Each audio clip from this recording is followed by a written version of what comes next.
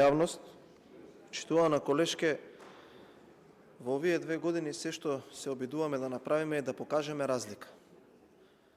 Дека, кога сме биле опозиција сме зборувале дека треба промени, а сега кога имаме можност да ги менуваме работите, дека токму тоа и го правиме.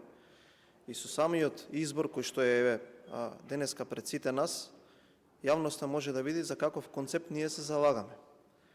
Понатаму, не можеме ние сега да се однесуваме по некое време врз основа на некаков кредибилитет, како да сме аналитичари или како само да даваме коментари за нешто.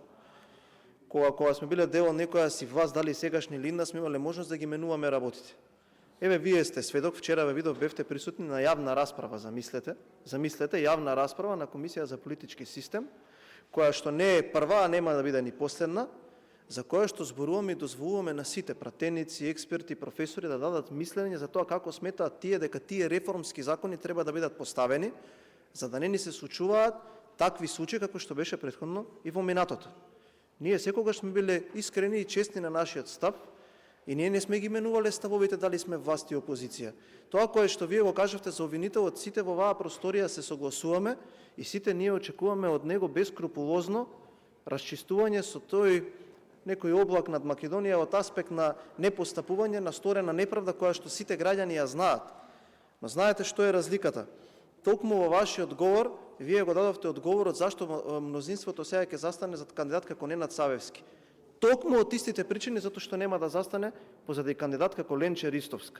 Тога ние во суштината на поимувањето на нештата се разликуваме. Вие велите неподобна на власта заради некои X причини. Заради кои причини, Моника? Заради тоа што 7 години се изживуваа врз невини луѓе и им лепеа епитети во судска простапка така како на нив ке им текне? Заради тоа што огромен дел од оваа држава имаше чувство дека имаат монтирано кен трафика пред штабот на ВМРО ДПМН и кој ќе влезеше му даваа квалификативи? И на крајот, знаете ли зошто ние не можеме да се согласиме?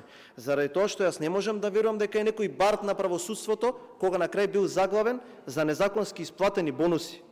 Заради тоа што од потоа излегуваат сведоштвата дека точката на топење била мебел за дома, авионска карта или потреба за шетање некаде надвор од државата која што ќе го платат граѓаните. Ние не сакаме некој кој што ќе биде платен од некого за да постапува. Сакаме некој кој што ќе биде неселективен и така и затоа и постапуваме и ги повикуваме сите. Секој еден во оваа држава што има индиција за сторен криминал сега или претходно, нека го даде. Тој што се изгрешил, нека одговара. Само знаете која е разликата?